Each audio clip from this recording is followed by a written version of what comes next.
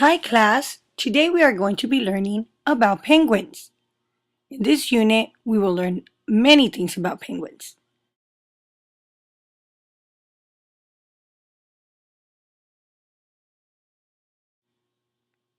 Now the first thing that I want to tell you is that there are about 17 types of penguins all over the world.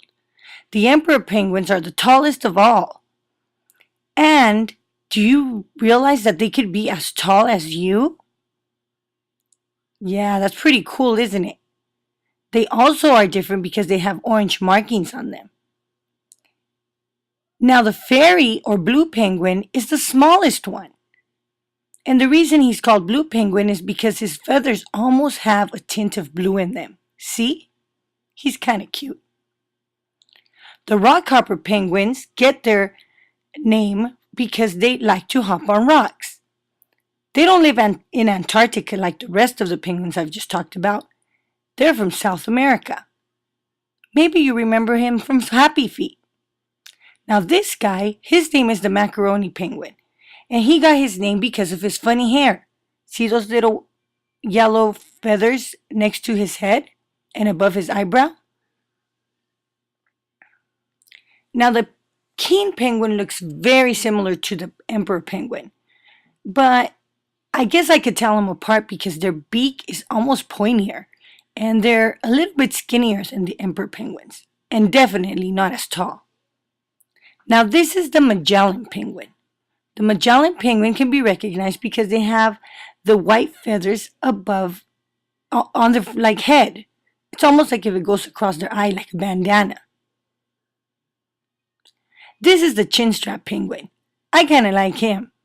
If you see, he has really fluffy feathers and he has this line of black feathers under his chin.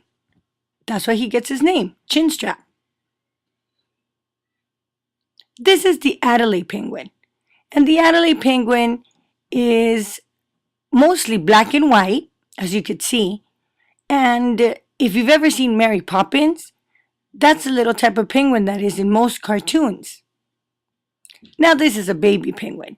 And baby penguins don't have black and white feathers. They have soft gray feathers. They're so soft that they can't go into the ocean by themselves right now. Because in Antarctica, it's very, very cold water, which we will learn about later on. See, they need to have their mommies or daddies keep them warm with their bellies. And they have to make sure that they sit on top of mommy or daddy's webbed feet. Mommy and daddy also feed their little baby penguins. And I'll tell you more about that later. I could tell you though that penguins go hunting for their food in that very cold water that I told you earlier today or before this. And they like to eat squid, fish, and krill. Now they also like to have fun. They're very, very fun animals. They like to dive off cliffs and slide on their bellies for fun and like to waddle and march in the snow. Now let's play a game. Are you ready? I want you guys to name this penguin. Which one is he? Did you say chinstrap? You were right. Now what about this one? Remember the smallest one? That's the blue penguin. Now what about this guy? He's the opposite. He's the tallest. The emperor penguin. And what about him? King penguin. You're right. Now what about this guy with the funny hair? Well, actually, they're feathers, you know. He is the rockhopper. And here's the one that I told you was you could see him at Mary Poppins. The Adelaide penguin. Now this is the one that was named because of the funny hairdo. The macaroni. Yeah, but that's not macaroni and cheese.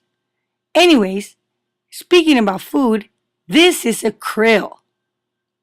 This is the penguin's favorite food. This is squid. Ugh, I know. I think it looks kind of yucky too.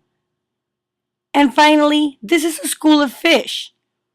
Well, they don't really go to school, but I guess when fish swim together, it's called a school of fish. Now let's get to work and meet me at the stations, okay?